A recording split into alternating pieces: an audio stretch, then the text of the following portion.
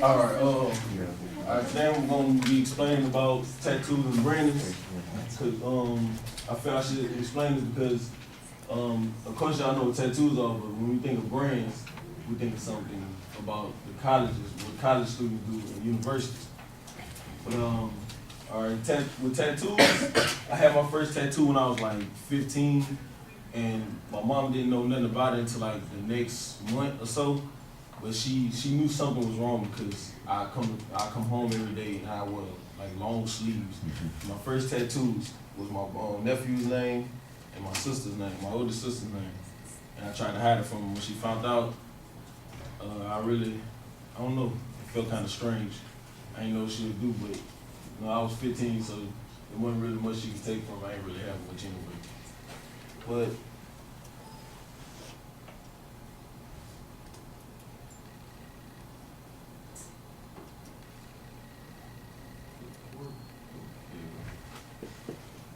alright, okay.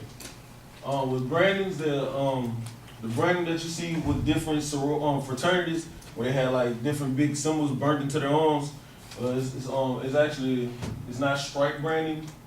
I think it's Max Bush. Yeah, but alright. I'm gonna explain the type of brandings there are. The stripe brand is when they use pliers and they have a razor and it's heated and it's applied to the skin and to make different types of marks. And it's actually these are actually very dangerous. Well, all brandings are actually very dangerous anyway it goes. But nowadays brandings are becoming more popular than tattoos because for some reason people like for their skin to take longer time to heal and the burn. It's actually like a 3rd-degree burn, 2nd to 3rd-degree burn. And it actually takes it takes a whole year just for it to heal. So the way you walk around and your skin is actually hanging and it just looks awfully disgusting. But yeah. The electrocautery, that one is performed by using a thermocautery unit that they use in hospitals for invasive surgery wards, and it's supposed to stop the bleeding, and it warms up to like 2,000 degrees Fahrenheit, and like I told you, it leaves a 3rd-degree burn, and it makes the designs look, it makes the outlines look a little more curved and a little darker. The moxibustion is when they place an incense on the skin and it's allowed to burn into the skin until it's extinguished into it, and it leaves like thin lines, a thin line design. You can make like flowers and all kind of weird things. I actually have pictures of it. The healing process, like I told you, it takes 6 to 12 months to completely heal, and it has a lot of risks like staph infections, skin disease from not being sanitized, HIV, and actually herpes. I don't know how, but okay. With tattoos, we all know how tattoos are done, but I'm still gonna explain because tattoos are actually done certain different ways. Prison tattoos are made with a pen, a motorized battery. You have rubber bands, and then you have a little thin piece of coil, like aluminum foil, and you stick it to the battery and connect it to the needle to the battery, and it makes it go very fast, making the needle eject in and out. Tattoos actually they take like 2 weeks to heal. It's a peeling process with it. And the risk for that is you still catch HIV with tattoo needles if it's not sanitized, or you can get ink poison too if the tattoo artist goes too deep in the skin.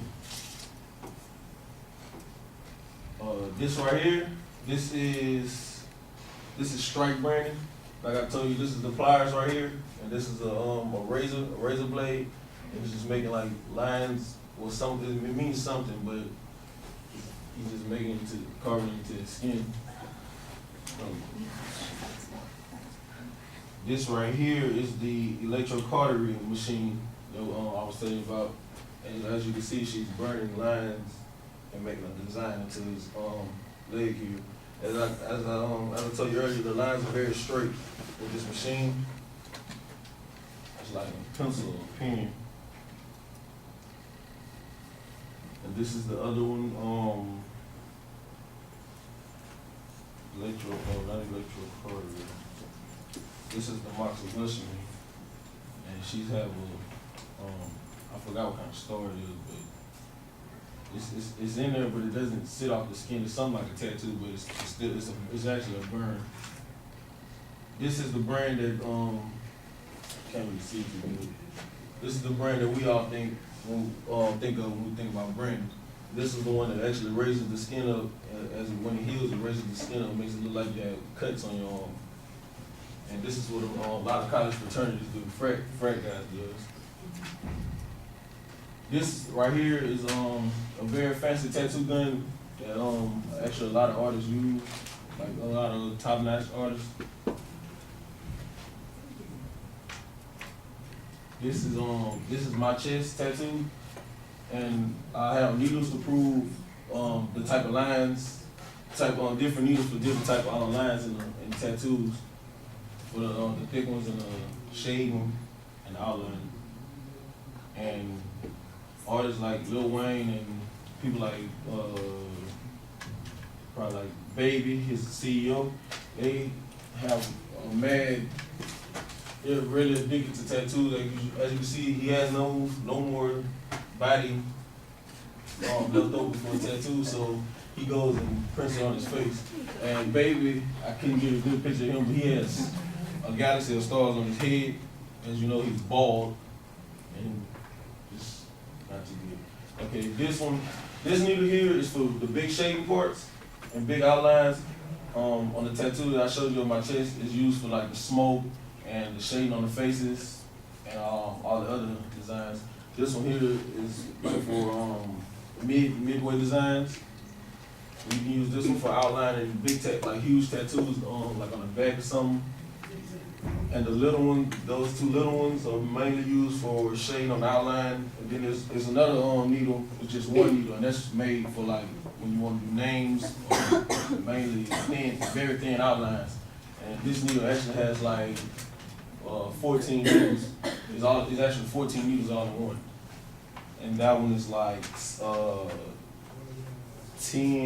8 or 10. And this one here is my brother does tattoos, and this is one that he actually used on me, and it's very, very painful.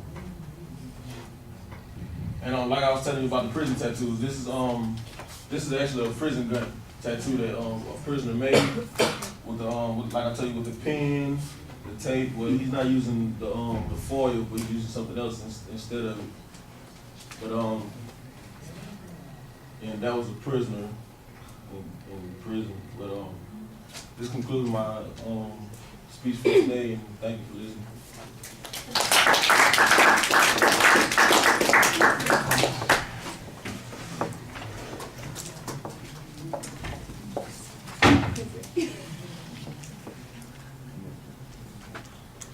All right, Teal, what did you think? I felt like he knew his topic really well from personal experience, and because his brother's also a tattoo artist. I didn't hear him cite too many sources. He seemed to know them all.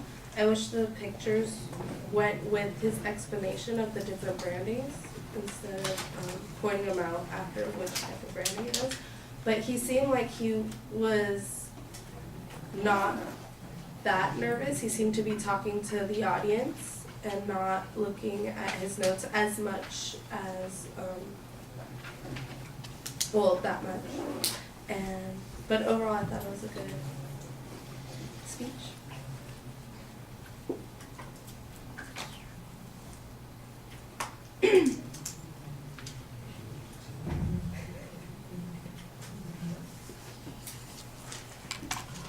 All right, well, we've got the visual to get our attention, and we know what the topic is, but mostly it's just you're saying what the topic is, and I think you could be a little bit more invested in it, because this is a subject that you know about. I think, for instance, it might have been interesting to use that picture of your own tattoos as the attention device to get us started on that, and then talk about your personal experience, and then focus a little bit more on what it is you're trying to say. I just know what the topic area is. I don't really understand what the purpose statement is. It's kind of a random set of information on tattooing and branding, and I think those are the two terms that probably ought to make up the structure of the speech. You'd want a more general statement about the purpose of the speech that would allow you to encompass those things. So you could be talking about how